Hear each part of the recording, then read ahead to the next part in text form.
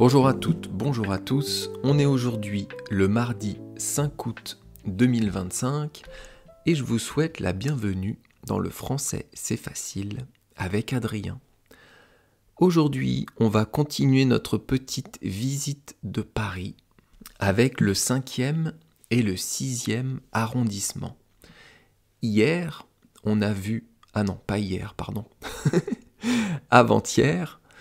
on a vu le 3e et le 4e, et il y a 3 jours, le 1er et le 2e. Donc on va continuer avec le 5e. Le 5e, c'est encore un arrondissement central dans Paris, et c'est là que vous allez trouver le Panthéon. Le Panthéon, c'est un monument très connu dans Paris. C'est là où sont enterrés des personnalités françaises célèbres. Vous avez Victor Hugo, Émile Zola, vous avez aussi là-bas Voltaire, Jean Moulin, qui était un résistant pendant la Seconde Guerre mondiale, Marie Curie, qui était une chimiste et une femme de science. Donc ce lieu, il peut se visiter. C'est pour ça que je vous en parle. Vous, si vous visitez Paris, eh bien, c'est important que je vous parle de lieux qui peuvent se visiter. Et oui, c'est logique. Et sur ce Panthéon, donc, sur l'édifice, devant l'édifice, c'est gravé une devise. Donc, une phrase, en fait. Et cette phrase, c'est « Aux grands hommes, la patrie reconnaissante ». Je vous explique la phrase. Aux grands hommes, ça veut dire aux personnes exemplaires, aux personnes qui ont aidé la France. Et la patrie reconnaissante, la patrie c'est la nation, c'est la France. Eh bien, ça veut dire que on remercie la patrie, la nation, le peuple français remercie ces personnages illustres, ces personnages célèbres. Ensuite, dans le 5e arrondissement, vous avez une université très célèbre qui s'appelle la Sorbonne. Je crois qu'on peut aussi visiter la Sorbonne.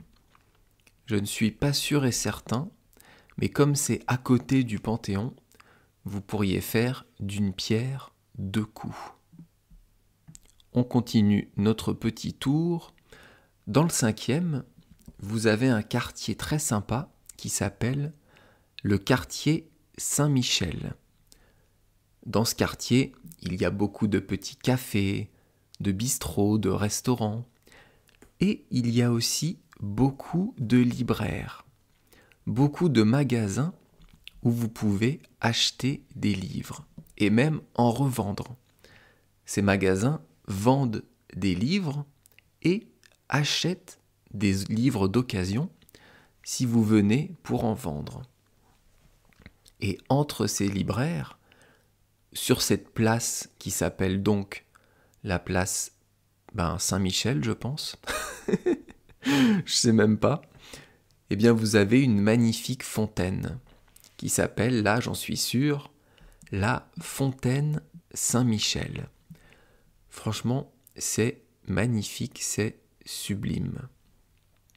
Peut-être qu'un jour, je vous ferai un podcast spécifique sur les fontaines de Paris, parce que vraiment, il y a des fontaines qui sont extraordinaires, avec des magnifiques statues.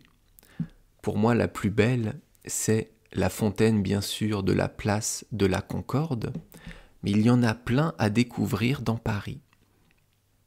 Et dont la fontaine Saint-Michel, qui se trouve dans le 5e. Ensuite, dans le 5e arrondissement, vous avez quelque chose d'autre que vous pouvez visiter, qui est l'Institut du monde arabe. Donc si la culture arabe, si la culture d'Afrique du Nord, du Moyen-Orient, du Proche-Orient vous intéresse, vous pouvez aller visiter cet institut. C'est quelque chose de culturel. Encore 2 choses dont je vais vous parler dans le 5e. La première chose, c'est très rapide, ça se voit rapidement, et ce sont les arènes de Lutèce. Lutèce, c'est l'ancien nom de Paris. Avant de s'appeler Paris, eh bien la ville s'appelait Lutèce. Et une arène, c'est une construction en forme, on va dire, de demi-cercle, où on pouvait s'installer pour voir un spectacle.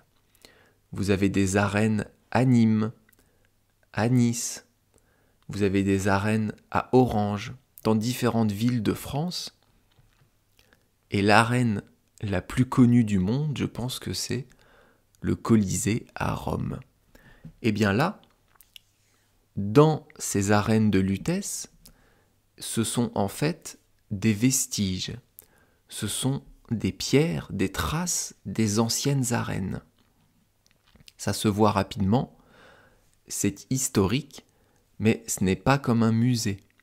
C'est juste une place où vous avez encore quelques anciennes pierres qui avaient construit à l'époque, qui avaient servi à construire ces arènes. Et enfin, dans le 5e, vous avez quelque chose que j'adore qui s'appelle le jardin des plantes. Le jardin des plantes, c'est, comme son nom l'indique, un très grand jardin, mais où vous avez aussi dedans un zoo.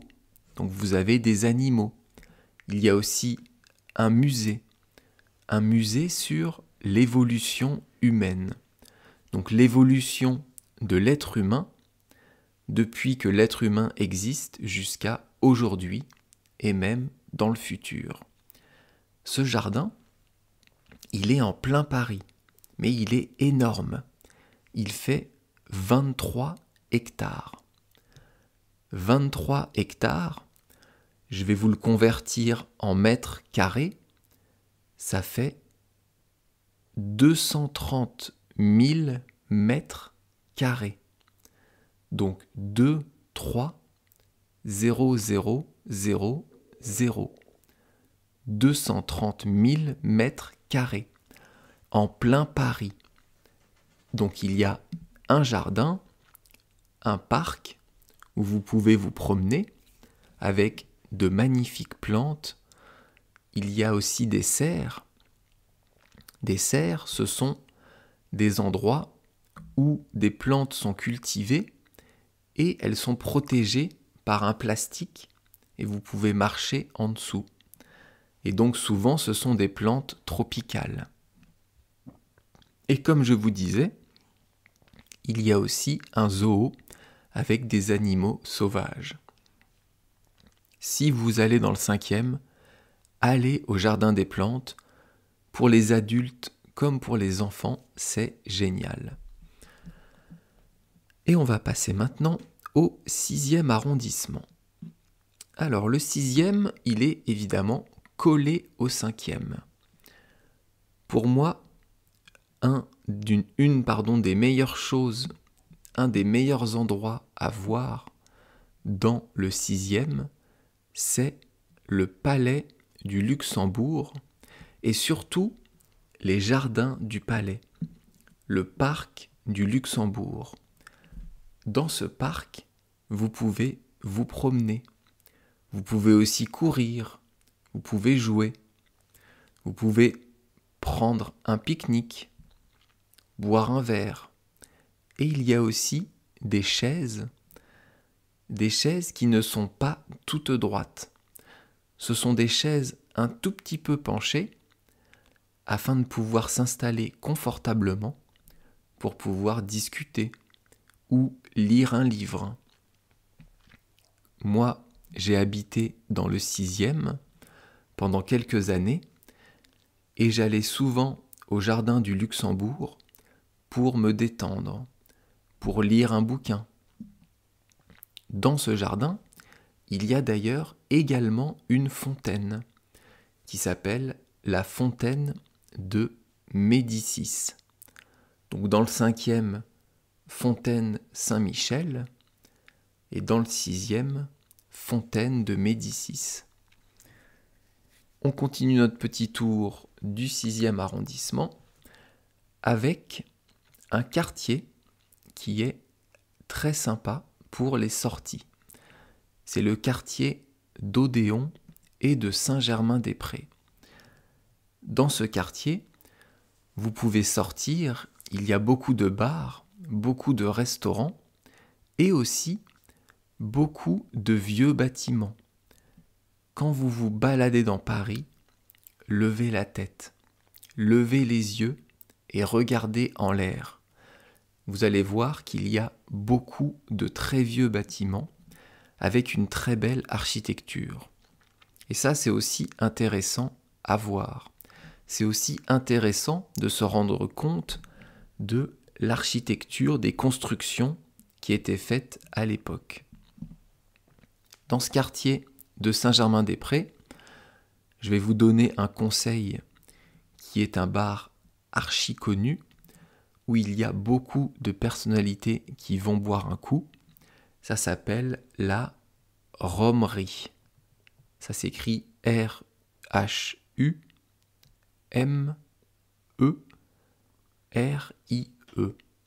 Alors c'est très connu, donc il y a toujours du monde, mais c'est très sympa. Et donc on peut boire des cocktails avec de l'alcool ou quelques boissons sans alcool. Dans ce quartier de Saint-Germain-des-Prés, il y a aussi d'ailleurs 2 cafés, 2 bistrots qui sont aussi très connus, qui s'appellent le Café de Flore et le Café des Deux Magots. Ces 2 cafés se situent à côté l'un de l'autre et ils sont connus parce qu'à une époque, il y avait beaucoup d'écrivains célèbres qui allaient dans ces cafés. Il y avait beaucoup d'écrivains français, d'auteurs français, qui se retrouvaient dans ces cafés pour discuter ou même pour travailler. C'est aussi d'ailleurs dans cet arrondissement, dans le 6e, que vous avez le plus vieux café de Paris, qui s'appelle le Procope. C'est une institution, c'est très connu, et c'est le plus vieux café, le café le plus ancien de Paris. Encore 2 conseils à visiter dans le 6e, 2 suggestions. La première, si vous avez lu le Da Vinci Code de Dan Brown, c'est un livre et un film, eh bien vous pouvez aller visiter l'église Saint-Sulpice. Cette église, on en parle dans le Da Vinci Code. C'est un lieu où une partie de l'action du livre se passe. Et je me souviens qu'à la sortie du livre, pendant des mois et des mois après, cette église a été énormément visitée par des touristes parce que justement, on retrouvait cette église dans le Da Vinci Code. Et enfin, dernière suggestion, pour ceux qui s'intéressent à la médecine, eh bien vous avez le musée de la médecine. C'est un petit musée, donc il n'y a pas trop de monde, et ça c'est super. C'est bien de pouvoir visiter des lieux quand il n'y a pas trop de touristes. Et avec ça, on a fait un petit tour rapide du 5e et du 6e arrondissement de Paris. Maintenant, on va passer à l'expression du jour. D'abord, je voudrais m'excuser pour ma voix, parce que je suis un peu malade. Bon, rien de grave, mais je vais me faire opérer, et donc j'ai une voix un peu grave, parce que je prends des médicaments. Enfin bref, peu importe. Donc, l'expression du jour, c'est être dans une mauvaise passe.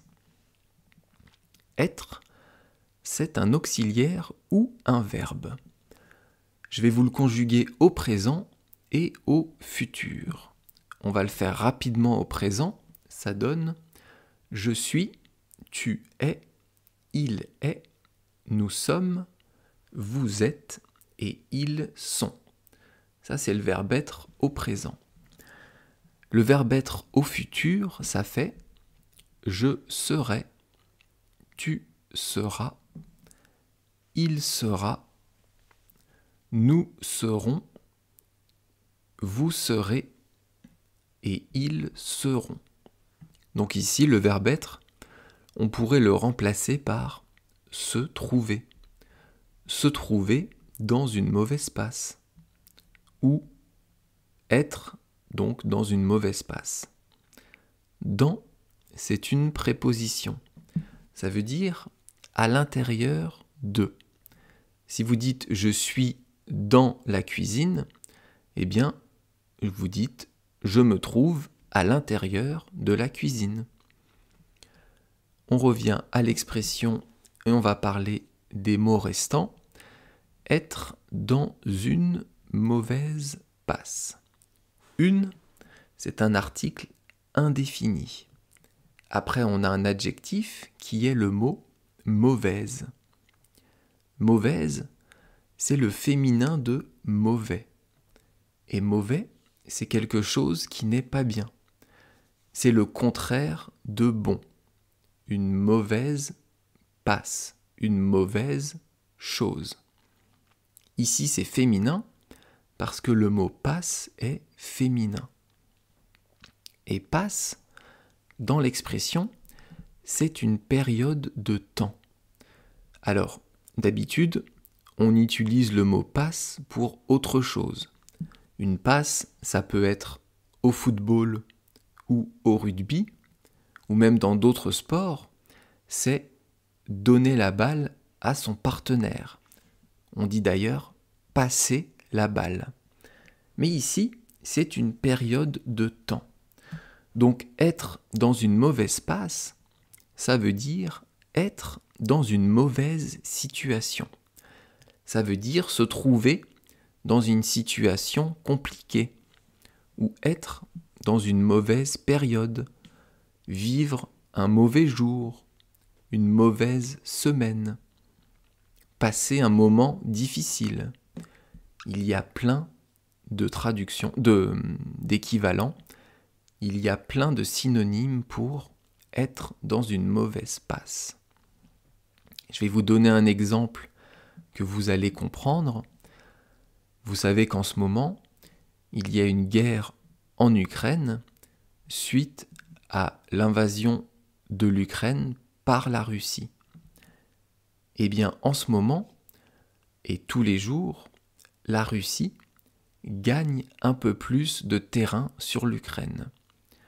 Donc on peut dire que l'Ukraine est dans une mauvaise passe. Zelensky, le président ukrainien, est dans une mauvaise passe. Il est dans une mauvaise situation. Il est dans une situation très compliquée.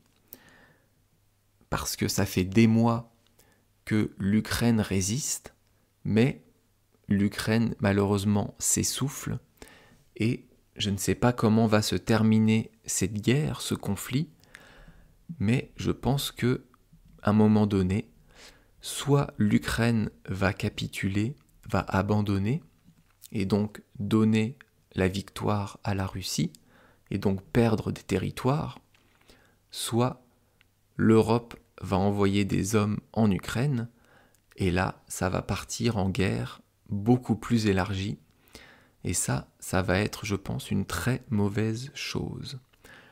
Enfin bref, on va pas parler de choses déprimantes. Donc être dans une mauvaise passe, vous avez compris, c'est être dans des problèmes, être dans une mauvaise situation. D'ailleurs en anglais, c'est à peu près la même chose. On dit to be in a tricky situation. On va arriver à la fin du podcast. J'ai eu du mal aujourd'hui parce que je souffre. j'ai mal et je vais me faire opérer demain. Donc ça a été difficile de faire ce podcast, mais c'est pas grave, je suis arrivé au bout. Demain, on étudiera l'expression « tailler un short à quelqu'un ». Et comme d'habitude, si vous aimez mon podcast, laissez-moi un petit commentaire, une petite note sympathique. Vous pouvez vous abonner à mon site Patreon. Ça me fera très plaisir. Merci beaucoup de m'avoir écouté. Et je vous dis donc à demain. Bye bye, hasta luego. Matane.